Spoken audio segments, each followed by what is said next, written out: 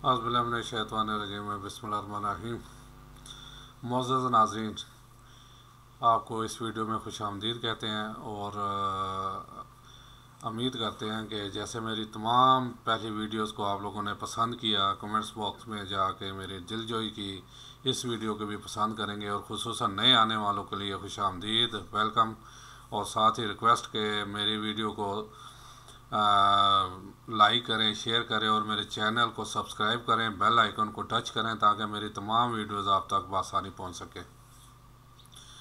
जनाब, आज का अनवान फिर तालीम, क्योंकि ये दिल खून के आंसू होता है जब मैं अपने इस पाकिस्तान की तालीम को देखता हूँ ना कि हमारे साथ हो क्या रहा है। हमारे साथ 75 साल से खिलवाड़ हो रहा है। 75, यकीन माने मेरी उम्र 55 साल है, यानी 20 साल ही मैं पाकिस्तान से छोटा हूँ, लेकिन हमारे साथ खिलवाड़ हो रहा है। उसकी वजह क्या है? उसकी वजह यह है कि आप देखें, जो जितनी भी बड़ी अशराफिया है, बदमाशियाँ है, चाहे वो जुडिशरी है, चाहे वो हमारे आर्मी के बड़े हैं, चाहे वो हमारे सियासतदान हैं, चाहे ब्यूरोक्रेट हैं, हत्ता के छोटा सा भी बिजनेसमैन थोड़ा सा किसी काबिल हो जाता है तो वो अपने बच्चों को सीधा बाहर भेज देता है। अब वो अपने बच्चों को तालीम बाहर दिलाता है। उन्हें क्या हमारी तालीम से? सो कॉल्ड उनकी नज़र में तो हम जानवर हैं, हम कीड़े मकोड़े हैं। हमारी उनके सामने कोई हैसियत ही नहीं है। हमारे स्कूलों की हालत देख लें, तालीमी निज़ाम देख लें, हमारे हस्पतालों की हालत देख लें, अस्पतालों का निज़ाम देख लें। मैंने आगे कार्डियोलॉजी पे भी एक वीडियो बनाई थी और तालीम पे तो मैं बार बार जो है ना बना रहा हूँ, इसलिए कि किसी भी कौम की तरक्की और उसके इस्तेहकाम के लिए दो शोबे इंतहाई अहम है, एक तालीम और दूसरा ये सेहत। अगर वो हमें किसी काबिल समझते कि ये पाकिस्तानी शहरी हैं और इनकी बदौलत ही हम आज ठाट फाट की ज़िंदगी गुजार रहे हैं, क्योंकि असल में मेहनत तो निचला तबका करता है ना। यानी किसी भी फील्ड में देख लें, वो मज़दूर होगा तो वो चलेगा, वो अफसरों से वो डिपार्टमेंट नहीं चल सकता, चाहे वो हमारे इंतहाई माज़रत के साथ हमारे लिए सारे मोहतरम है, ख़ासकर मेरे लिए, चाहे वो आर्मी है, आर्मी से भी नीचे वाले सफाई निकाल दें तो वो किसी काम की नहीं है। जुडिशरी है, उसमें ये ऑफिशियल स्टाफ सारा निकाल दें तो खाली जज कुछ नहीं कर सकता, उसके वो बाजू है ना नीचे वाले, ठीक है। ऐसे ही हमारे सियासतदान है, उसके लिए उसके साथ 500 बंदा जो रखा होता है, हालांकि वो बहुत नाजायज़ करते हैं, लेकिन फिर भी उन्हें साथ निकाल दें तो वो कुछ भी नहीं कर सकते। ऐसे हमारे ब्यूरोक्रेट है, क्योंकि मैं खुद एज ए स्टेनोग्राफर काम किया PTCL में, तो असल में काम जो है ना नीचे वाला तबका सारा केस प्रिपेयर करा के बड़े ने तो वो साइन करने होते हैं या उसे देख के, यानी वो आंखें होती हैं किसी भी डिपार्टमेंट की। नीचे वाला तबका ना वो आंखें होती हैं, लेकिन नीचे वाले तबके के साथ हो क्या रहा है? आज 75 साल हो गए हैं, 75 बल्कि 75 से भी ज़्यादा हो गए। ये 14 अगस्त को में 75वीं सालगिरह मनाई थी। हमारे साथ सिर्फ खिलवाड़ हो रहा है। असल में आज मेरा दिल इसलिए दुखा कि छोटी सी मैं बात बताऊं कि आज मेरे बेटे का जो है ना वो दिसंबर टेस्ट है, और जिस स्कूल में वो पढ़ रहा है, वो अगर अपना कभी मुझे मौका मिला था मैं वीडियो बनाऊंगा उसकी। वो स्कूल तकरीबन ज़्यादा 4 मरले पे है, 2 कमरे हैं, नीचे आगे छोटा सा बरामदा उन्होंने किया हुआ है, 5 मरले लगा ले। अब हमारे वक्त में क्या होता था कि जो दिसंबर टेस्ट है वो ग्राउंड में लिए जाते थे, वक्फे से बच्चों को बिठाया जाता था, दोनों तरफ गैप होता था ताकि वो एक दूसरे की नकल ना कर सके। क्योंकि फितरती मेरे साथ कोई बच्चा बैठा होगा तो मुझे जब कहीं से मुझे कोई रुकावट होगी मैं लाजमी उसकी तरफ देखूंगा, लेकिन जो दूर दूर बैठे होंगे इंतज़ार है, मैं ये काम नहीं कर सकता। अब 3 सेक्शन है उधर 7वीं क्लास के, A, B और C, और हर सेक्शन में तकरीबन 50 से 60 बच्चे हैं। अब मुझे बताएं वो कैसे वो मैनेज करेंगे इन बच्चों को।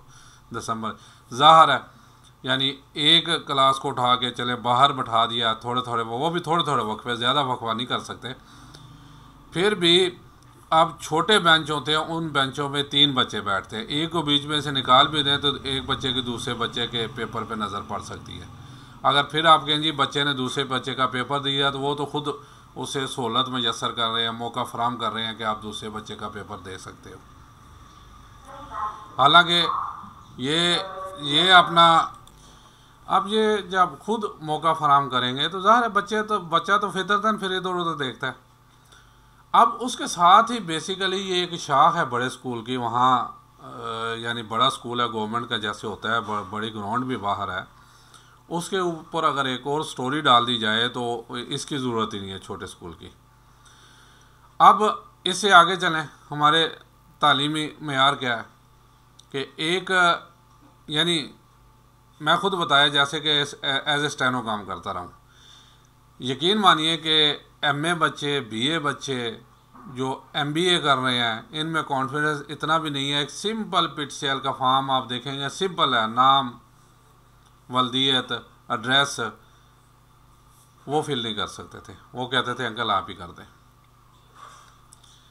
फिर हमारा तालीमी निज़ाम देख लेंगे, 80% जो है ना वो बिल्कुल फजूलियात पे मबनी है, उसका कोई फ़ायदा नहीं है।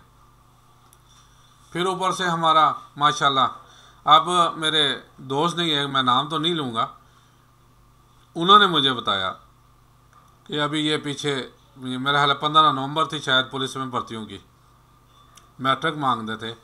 कहते जी मेरा बच्चा मैट्रिक भी नहीं था। बोर्ड वालों से बात की, पहले तो कह जी सख्ती है, ये है, फलाना टमकाना सारा, जैसे वो अपना रेट बढ़ाने के करते हैं। फिर कहते हैं ठीक है जी 1 लाख लेंगे, आपका बच्चा बोर्ड में बैठेगा, पेपर पे चाहे बिल्कुल अपना नाम भी ना लिखे, ठीक है, लेकिन आपका बच्चा पास हो जाएगा। हम दूसरे बच्चे को बिठा के दूसरी जगह उसका पेपर वो जाना वो हल करवा देंगे। ये है हमारा इस टाइम जो तालीमी निज़ाम।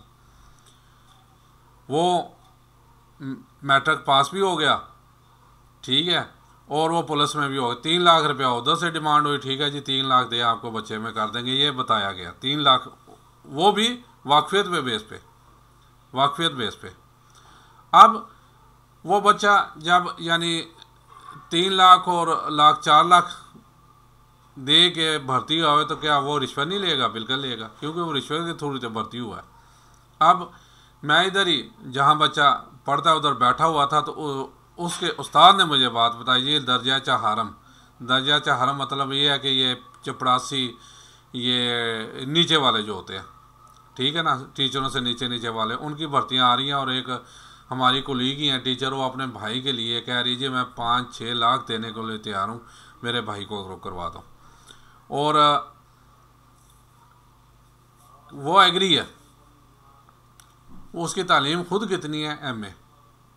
आप अंदाज़ा लगाएं, एक एमए पास दर्जा हरम पे होने के लिए तैयार है, क्योंकि इस मुल्क में वैकेंसीज ही नहीं है। 75 साल से तो बड़े अशराफिया बदमाशियाँ में लूट के खाती रही है, वो अपने अरबों डॉलर बना के बाहर भेजती रही है। बाहर उनके महल्लात हैं, किसी का सरे माल निकला तो किसी के इंग्लैंड में एवन फील्ड में, ठीक है, यहाँ भी रायमंड देख लें, बनी गाला देख लें, बुलाओला उस 3-4 बने हुए हैं, वो क्या कहते हैं अपना यूसुफ रोज़ा गिलानी का महल देख लें, शेख रशीद का महल देख लें, ये सारे इनके फार्म हाउस सारा कुछ देख लें। ये लूट के बुलाते हैं। इनका पीछे क्या था, 90% बल्कि 95% ये फुकरे थे, समझ रहे हैं ना, फुकरे। ये सियासत में आके मियाँ साहब देख लें, 85 के पहले देख, मैं बताया 55 साल का हूँ, इनके पहले जो इतफाक फाउंड या जो एक छोटी सी दुकान थी, मुझे पता है। ये 85 में जब सियासत में, उसके बाद देख लें दिन को कुछ और, रात को कुछ और। जरदारी साहब, मैं उस पर भी एक बनाऊंगा कि वो ये बम्बिनो सिनेमा जिस तरह उसने हायर किया, वो भी सबके सामने है। वहाँ टिकटें ब्लैक करता था, आज वो उसकी दौलत की इंतहा है, पता ही नहीं कितने के। अब उसके घोड़ों के भी फार्म हाउस में वो एसी लगे हुए हैं। ये सारा कुछ आजकल मीडिया पे मौजूद है, सारा मौजूद है, लेकिन हम आवाम को अकल नहीं आ रही। हम आवाम बाशूर नहीं है, अपनी अपनी पार्टियों के पीछे लगे हुए हैं। अपनी अपनी पार्टियों को कोई वलीउल्लाह कह रहा है तो वरना कोई उसे नबी के करीब कर देता है, कोई इसे कह रहा है जी इससे अच्छा तो इस दुनिया में कोई बंदा ही नहीं है। फिर हमारे साथ यही होगा, हम अंधी तकलीद कर रहे हैं ना, अंधी तकलीद। तो क्योंकि हमें तो ये कहना है, सुनी सुनाई बात पे जो है ना आप यकीन ना करो। यानी एक इसमें मैं बताता हूँ, हज़रत उमर फ़ारूक रज़ी अल्लाह ताला अन्हु के ज़माने का किस्सा, कि एक साहबी, एक वो भी दूसरा साहबी था, जा रहा था, कहता जी ये बहुत अच्छा बंदा है, बहुत अल्लाह का नेक बंदा है। तो हज़रत उमर फ़ारूक रज़ी अल्लाह ताला अन्हु ने कहा ये तुम्हारा हमसाया? कहता नहीं मेरा हमसाया तो नहीं है। कहता तुम्हारा इससे कोई लेन देन है, कारोबार है? कहते नहीं, वो भी नहीं है। तो कहता फिर इसने इसके साथ तुमने कोई सफ़र किया? यानी उस वक्त पता है ऊँटों पे और घोड़ों पे सफ़र होता था और तकरीबन हफ्ता 10 दिन लग जाते थे। ये एक टेन्योर इतना होता था कि बंदा एक दूसरे बंदे को समझ जाता है, फिर भी काफ़ी आता। कहता नहीं जी मैंने इसके साथ ऐसा सफ़र भी। कहता जी फिर तुम कैसे कह सकते हो कि ये अच्छा है या बुरा? तो तुम इसके हक में दुआ कर सकते हो, लेकिन ये नहीं कह सकते। अच्छा बुरा डिक्लेयर करना अल्लाह ताला का काम है। आप नहीं कह सकते कि ये अच्छा है या बुरा। हम देख लें हमारे जो भी MP MNA आता है हम आंखें बांध के उसे वोट दे देते हैं, फिर जब हमारे साथ जो कुछ होता है फिर बाद में रोते हैं। मैंने आगे भी बताया था कि यूसुफ रज़ा गिलानी थे, प्राइम मिनिस्टर थे और देहातों में 22 घंटे लोड शेडिंग होती, क्योंकि पीपल पार्टी तो माशाल्लाह 100 की 100% खाती है ना, दूसरे तो फिर थोड़ा सा लगा देते हैं। ये तो 100 की 100% जो है ना खाते, क्योंकि इनका गुरु ही पहले मिस्टर 10% था, फिर मिस्टर 50% हो गया, अब तो मिस्टर 100% है। तो जाहिर है उन्होंने 100 का 100 ही खाना है। तो एक प्रोग्राम लगा था, अब मुझे याद नहीं है कि यानी कि मैं बाहर था सऊदीया में, ARY ज़्यादा देखते तो उसी पे लगा होगा। तो वो और इसी सिलसिले में था, लोगों की चीखों पुकार हो गई जी मर गए गर्मी में, ये हो गया, हमारी लोड शेडिंग ही नहीं ख़त्म हो रही है, हुकूमत क्या कर रही है। तो वो जब प्रोग्राम वाइंड अप करने लगा ना, तो जूतों की दुकान में घुस गया। अब ये जूता नहीं, ये भी नहीं ठीक, ये वाली 3-4 जूतों की दुकान में घुसने के बाद बाहर निकल आया और फिर बाहर निकल के कैमरे के थ्रू हमारी तरफ मतवज्जा होता, कहता जी मुझे जूते नहीं चाहिए, मैं तो सिर्फ आपको बताने लगा हूँ, आप जहन भी कान भी हाजिर दिमाग करके खोल के सुने जो मैं कह रहा हूँ ये बात सच है कि नहीं। आप सिंपल एक जूता 1000-1500 को लेने जाते हैं तो वो आधा घंटा, 1.5 घंटा, 2 घंटा इसलिए याद करते हैं, ज़ाया करते हैं कि आपको बताओ मेरे पास इतने पैसे हैं, इसमें मैंने अच्छी से अच्छी चीज़ लेनी है। उसका अपर, उसका सोल, उसका नीचे वाला सारा कुछ देख दूख के सारा कुछ करके फिर आप जूता लेते हैं। लेकिन आपका मोहल्ले का एक MP MNA आप उसने यूँ चुटकी बजाई, कहता यूँ आप सेलेक्ट कर लेते हैं। आप उसका बैकग्राउंड भी नहीं देखते, वो चोर है, डाकू है, रिश्वतखोर है, करप्ट है, गद्दार है, लेकिन आप करके घर बैठते हैं। फिर आप लोगों के साथ यही कुछ होगा, फिर आप रोते क्यों हैं? आप इंतज़ार करें, आप 5 साल अगली दफ़ा आप जहन को हाजिर रख के जिसको वोट देना उसके बारे में थोड़ी सी जांच परख करें, पता लग जाएगा ये बंदा कैसा है।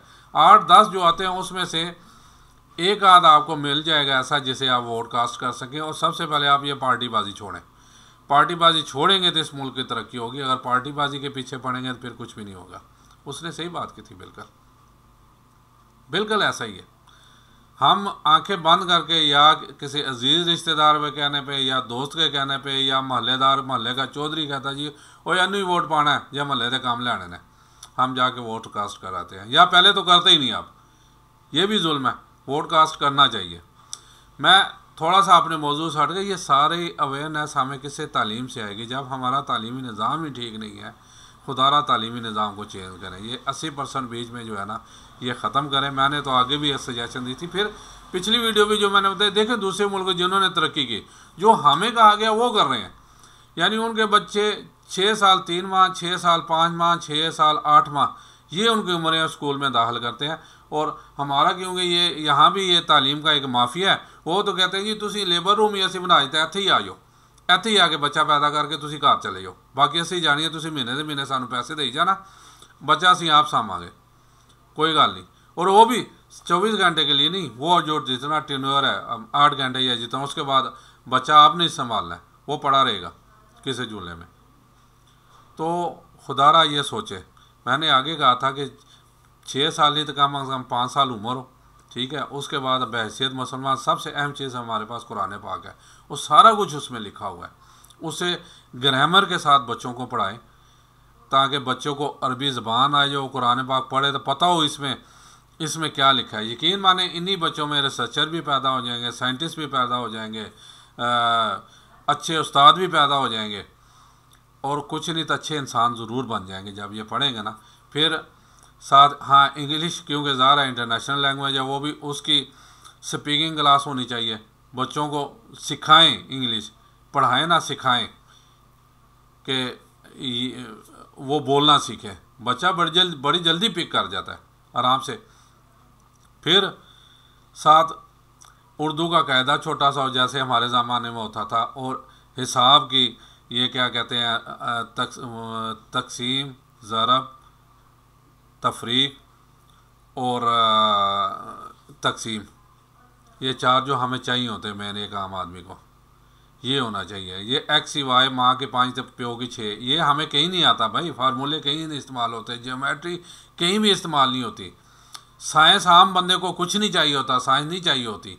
ये करें आगे जब सेलेक्टेड सब्जेक्ट हो, जब बच्चा, और उसका टेन्योर रखें 4 साल या 5 साल, मैं कहता 5 साल भी रख लें अगर 5 साल, और बच्चा जो इसमें जितनी जल्दी पिक कर ले उसे आगे भेजना, उसे चॉइसेबल कर देंगे। वो क्या बनना चाहता है, डॉक्टर बनना चाहता है, इंजीनियर बनना चाहता है, डायरेक्ट जब उसे इंग्लिश भी आती होगी, अपना कुरान पाक भी ग्रामर के साथ पढ़ लिया होगा, और फिर उसकी तरबियत, सबसे बड़ी बात है उसकी अखलाकियात की तरबियत, उसे नमाज पढ़ाएं, उसमें बच्चे को नमाज आए। ठीक है, यहाँ जो है अपना ये मौलवी साहब जो हमें ले आते हैं, मेरा बच्चा खुद यही छोटा से कोई 4 मौलवियों के पास जाके कुरान पाक उसे अभी भी नहीं आया, वो घर पढ़ रहा है। 4 मौलवी चेंज किए हैं मैंने। बाहर ऐसे ही होता है। अगर ये स्कूलों में राइज हो जाए, लेकिन मुझे पता है ये नहीं होगा, कि ये माफिया ये कभी भी नहीं होने देगी। उनके ये इतनी बड़ी अकेडमियाँ हुई जो लाखों करोड़ों कमाते हैं, वो उनके डूबते हैं। लेकिन फिर भी अगर फ़िलहाल गवर्नमेंट सिर्फ ये अपने गवर्नमेंट के स्कूलों में ये राइज कर दे ना, तो यकीन माने थोड़ा सा टाइम ज़रूर लगेगा। हमारे बच्चे जो है ना ऐसे शाइनिंग और शार्प, हमारे पाकिस्तानी बच्चे वैसे भी शार्प है। बाहर जाके यही बच्चे देखें ए लेवल ओ लेवल में फर्स्ट पोजीशन ले रहे हैं, तो यहाँ क्या मौत पड़ती है। हम इन्वायरमेंट उन्हें ऐसा नहीं दे रहे कि जिसमें वो बच्चा पढ़ सके।